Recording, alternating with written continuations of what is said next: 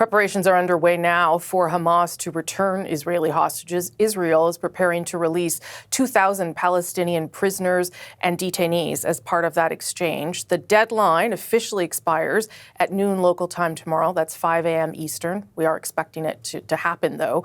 48 Israeli hostages, 20 of whom Israel says are still alive, are expected to be released by that deadline. The remains of other hostages may take much longer, Hamas has said. Israeli hospitals are ready to receive those who are alive, and the families are anxiously waiting, obviously, to reunite with their loved ones after an unthinkable ordeal. My next guest is Avihai Brodutch. His wife and 3 young children were kidnapped by Hamas and taken into Gaza after the October 7th attacks. They were released in November 2023 after being held hostage for 51 days. He's since been an advocate for the hostages, some of whom are his friends, pushing for the Israeli government to do more. Avihai Brodutch joins me this morning. Nice to see you. It's good to be here. Thanks for having me.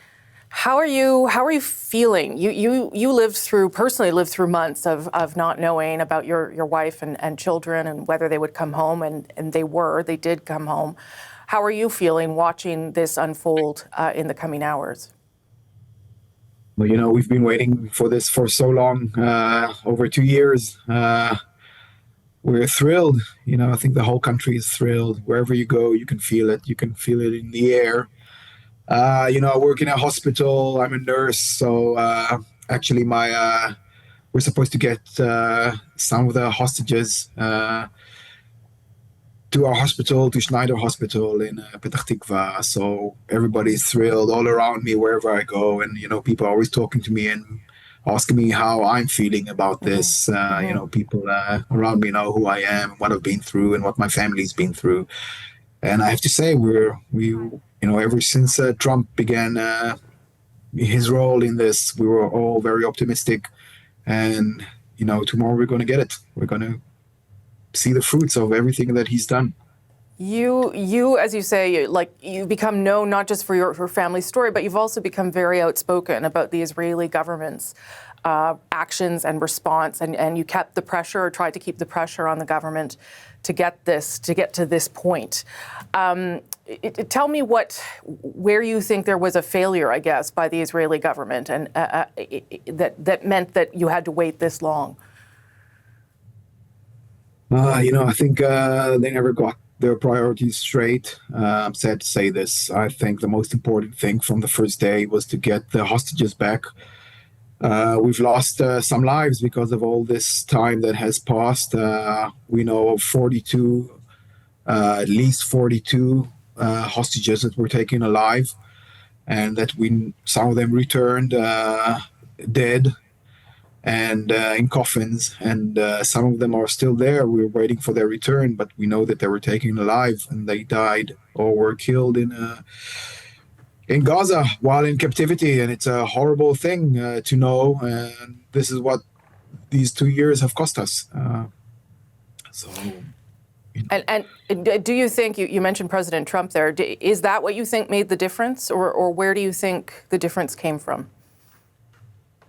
Definitely. I think President Trump, he knew what the right thing to do was, and that's to get the hostages back. He always talked about the hostages. He met a lot of hostage families, and I think he did all he could to put pressure on Bibi Netanyahu and the Israeli government to do the right thing and to get the hostages back, to strike a deal. And I think he's the one to thank, and he's the biggest story in this. It's President Trump, and we really hope he keeps on going, so we can have a lasting peace. There's been obviously such a big impact on your family. They were held, I think, for 51 days, right? How are they doing?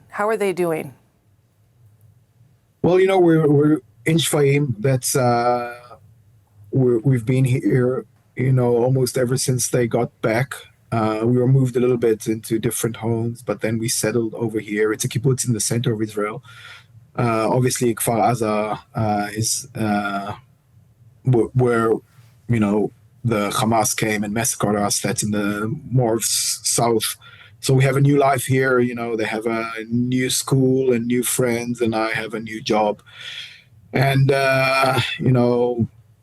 it's pretty hard, to begin a new life, especially under these circumstances, Sure. especially now. It's I don't know how to call it, but it's anniversary or whatever word we have, a memorial. We every day there's a different. We go to a different memorial ceremony for one of our friends that was killed on that day. So it's very difficult, especially on these days. But we got such good news, so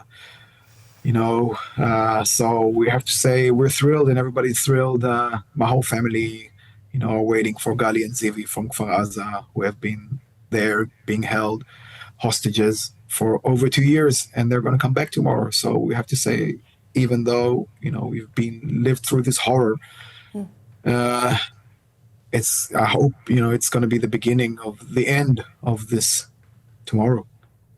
You as you say, it's been hard for your family, and the people who are going to be released have been held for more than 2 years.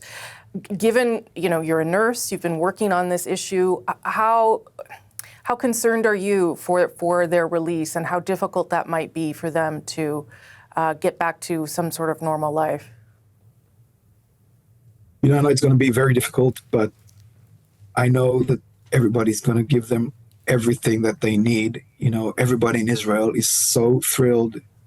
People are crying. People see me and they start crying. So, we've been waiting for this for so long. They're going to get all the support that anybody ever can give them. I think, we remained united these 2 years.